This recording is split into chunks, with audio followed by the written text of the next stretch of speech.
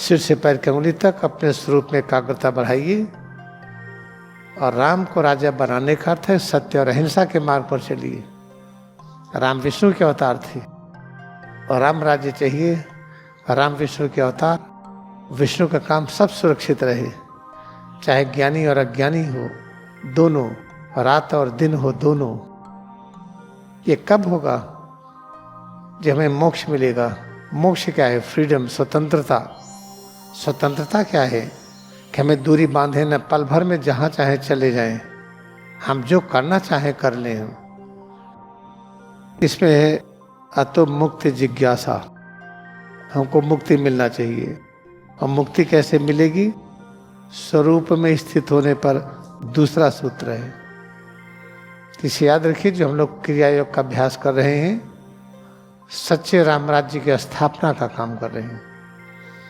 राम राज्य की स्थापना पहले अपने अंतःकरण में होगा, जो विष्णु की शक्ति के रूप में प्रकाशित होगा, सत्य और अहिंसा के रूप में प्रकाशित होगा, जिसमें बीमारियों से छुट्टी, तनाव से, चिंता से छुट्टी, अज्ञानता से छुट्टी, लाड़ी महाशय की तरह सब कुछ करने में सक्षम होंगे।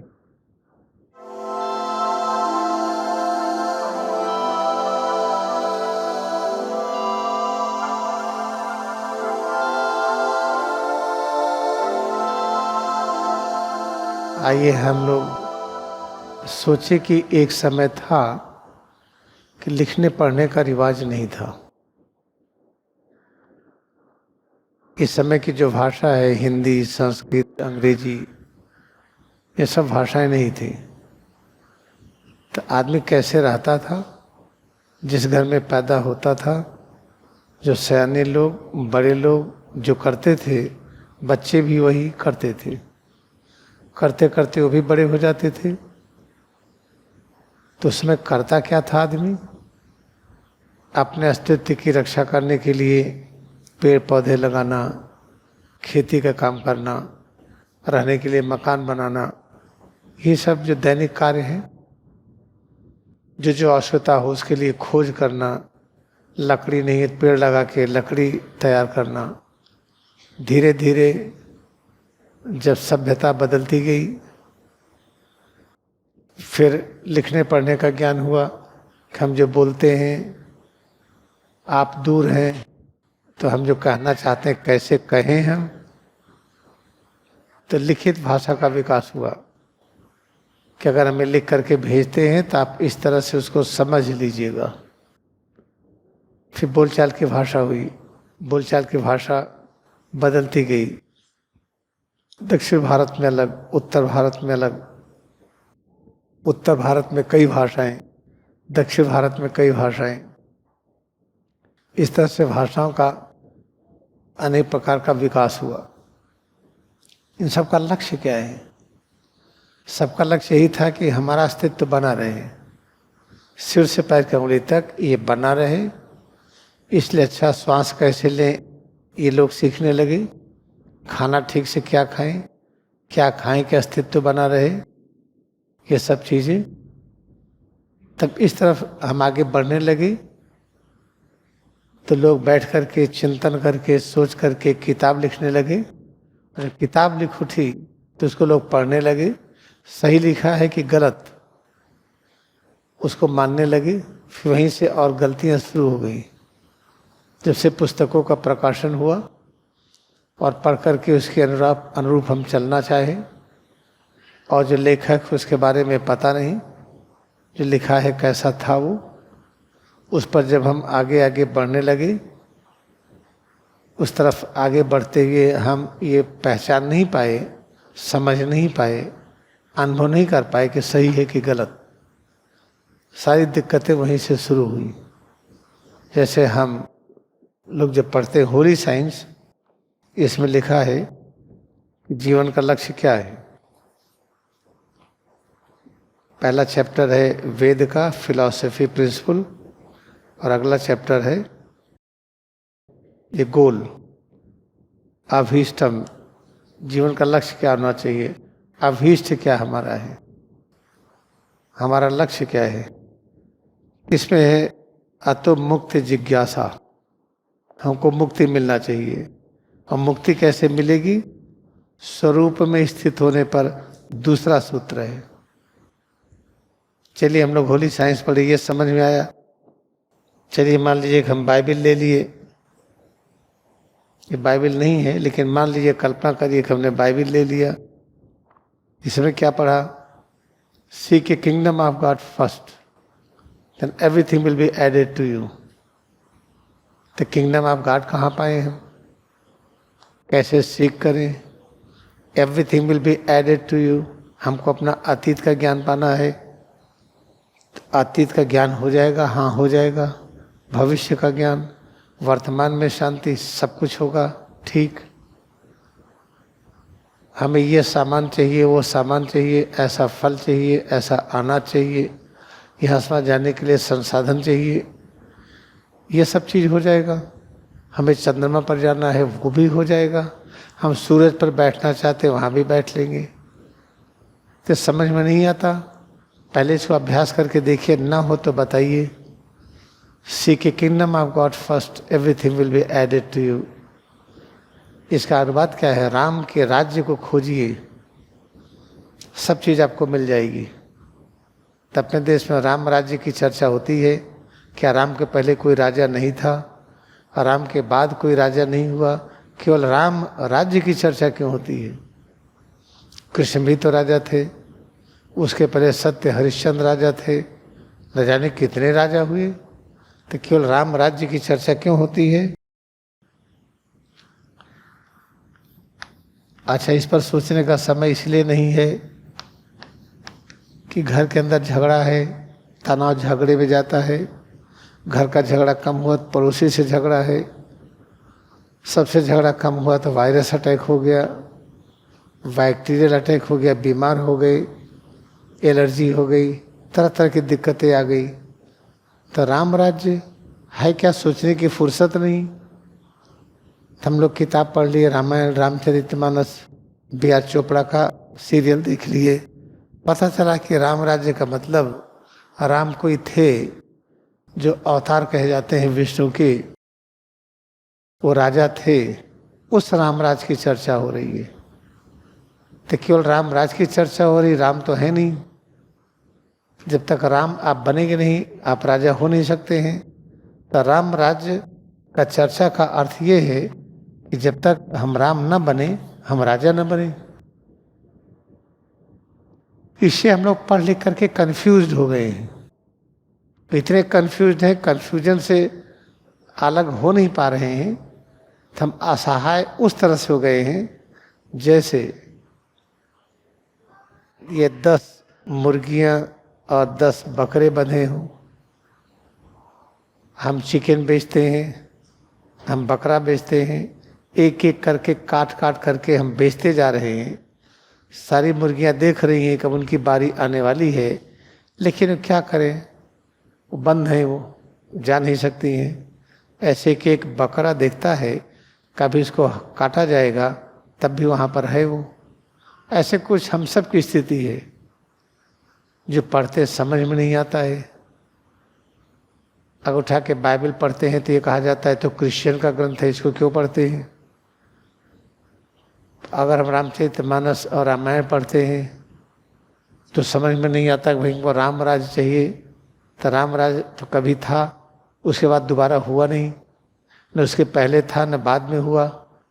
जब राम राज्य राम के समय में ही था, न पहले हुआ न बाद में हुआ, तो राम राज की कल्पना हम कर क्यों रहे हैं। तो कंफ्यूज हो गए हैं, समझ में नहीं आ रहा है। फिर स्वामी तीर्थगिरी से मुलाकात हुई तो इन्होंने कहा भाई मुक्ति पाइए। मुक्ति कैसे पाए? कहते स्वरूप में स्थित होइए। स्वरूप क्या है?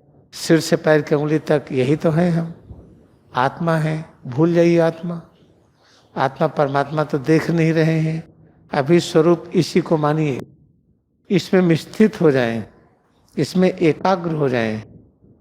इसमें जब एकाग्र होंगे तो हमारा रास्ता मुक्ति का मिलेगा। मुक्ति क्या है? फ्रीडम। फ्रीडम क्या है?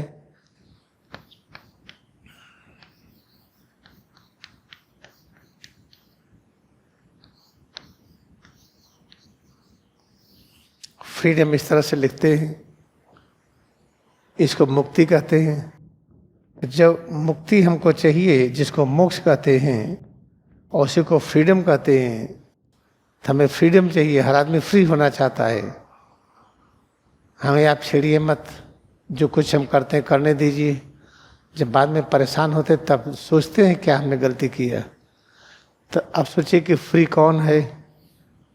फ्री तो केवल एक ही है, जिसको भगवान कहते हैं, परब्रह्म कहते हैं। वो परब्रह्म वही एक फ्री है, बाकी कोई फ्री है ही नहीं। तो डम क्या है? डम कहते हैं वो जगह, कोई स्थान हो, उसको राजधानी कहिए, या कोई देश कहिए, कोई जमीन कहिए, कोई स्थान कहिए। तो फ्रीडम का मतलब कि जो फ्री है, जो भगवान है, वो जिस जगह रहते हो। डम का मतलब स्थान, ज़्यादातर राजधानी लोग समझते हैं। तो फ्रीडम का अर्थ है फ्री कौन है? भगवान है। और भगवान क्या? वही किंग है। तो राजा केवल एक है, तो ही भगवान राजा हैं। डम क्या है? उनकी राजधानी है। तो इसलिए फ्रीडम को ही किंगडम कहते हैं। Seek a kingdom of God, everything will be added to you. Jesus Christ यही पढ़ाए हैं। उसके पहले जिन्हें मूसा कहते हैं, मोजेस, वो भी यही पढ़ाए हैं। स्वामी तेजस्वी भी यही कह रहे हैं। यही लाड़ी महाशय ने कहा, यही बुद्धा ने कहा, सब लोगों ने यही कहा। तो फ्रीडम का अर्थ किंगडम हुआ। Seek a kingdom of God first, everything will be added to you. आप किंगडम ऑफ गॉड को सीख करिए, सर्च करिए, आपको सब मिलेगा। उसी को फ्रीडम कहा है। इसी को कह सकते हैं कि मुक्ति हमें चाहिए।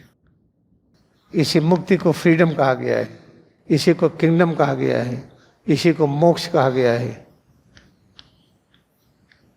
अब ये देखा गया अनेक प्रकार की क्रियाएं हैं, ध्यान की सब चीजें हैं। जिसको प्रामाणिक रूप से मोक्ष मिला हो, मोक्ष पाने वाला आदमी पल भर में कहीं चला जाए, चला आए, एक साथ कई शरीर को बना ले, जो चाहे वो कर ले, उसी को तो फ्री कहेंगे। लाड़ी मास्टर ने दिखा दिया। पल भर में अपने ऑफिस में रहते हुए, ऑफिस के वातावरण में रहते हुए, पल भर में लंदन गए। अपने सुपरिंटेंडेंट, जो ऑफिस के सुपरिंटेंडेंट थे, उनकी वाइफ वहाँ बीमार थी, अस्पताल में गए, ठीक करके पल भर में आ गए। आने जाने में समय नहीं लगा। उनसे पत्र भी कहे लिखने को, और 6 महीने के अंदर आ जाइए, अपने पति से मिलिए। वो आई, जब देख करके इनको आश्चर्यचकित हो गई। यही तो थे अस्पताल में, हमको हाथ पकड़ के उठाए, मैं ठीक हो गई, फिर न जाने कहाँ चले गए ये। लाड़ी मास्टर ने दिखा तो दिया कि हम फ्री है। उन्हीं के उच्चतम मान्यतम शिष्य ज्ञानवता स्वामी तेजस्वी, तभी महातार बाबा ने तेजस्वी को सौंपा कि होली साइंस लिखी। होली साइंस में लक्ष्य क्या है? मुक्ति। हम मुक्ति चाहते हैं, मोक्ष चाहते हैं। मोक्ष को अंग्रेजी में फ्रीडम कहते हैं। फ्रीडम क्या है? किंगडम क्या है? और वही राम राज है। राम राज आएगा, बात सही है, क्रिया योग फैलेगा। हम राम राज लाना चाहते हैं, बहुत अच्छी बात, वो तो आ ही रहा है। जो राम राज्य की चर्चा करते वो यही है, होली साइंस का, जिसको मुक्ति कहते हैं। और इसी मुक्ति को मोक्ष कहते हैं। और मोक्ष का जो ज्वलंत उदाहरण किसी ने दिखाया, जो इतिहास में जो कल्पना नहीं करेंगे, आपको पता चलेगा बिल्कुल सही है, गलत नहीं है, लाड़ी मास्टर ने दिखाया। जो लाड़ी मास्टर ने दिखाया तो उनका ज्ञान लीजिए। उनका ज्ञान कहाँ पाए हम? स्वामी तेजस्वी उन्हीं के अन्यतम शिष्य। एक पल में 50 पाउंड का वजन बढ़ा के तेजस्वी ने दिखा दिया कि क्रिया योग आता है उनको।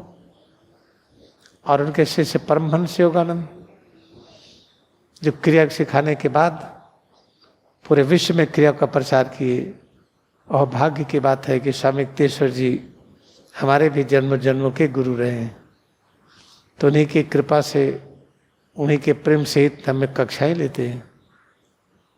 और ये परमहंस योगानंद, परमहंस योगानंद का वास भारत के पूरी हवा में है, आपके श्वास में है, आपके अस्तित्व में है। इस तरह से जिसे राम राज्य कहते हैं उसी को मुक्ति कहते हैं, उसी को मोक्ष कहते हैं।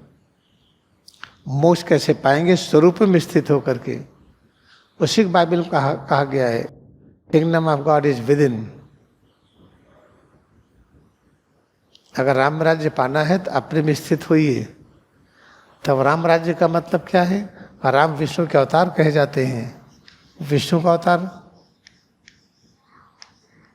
विष्णु भगवान का गुण क्या है?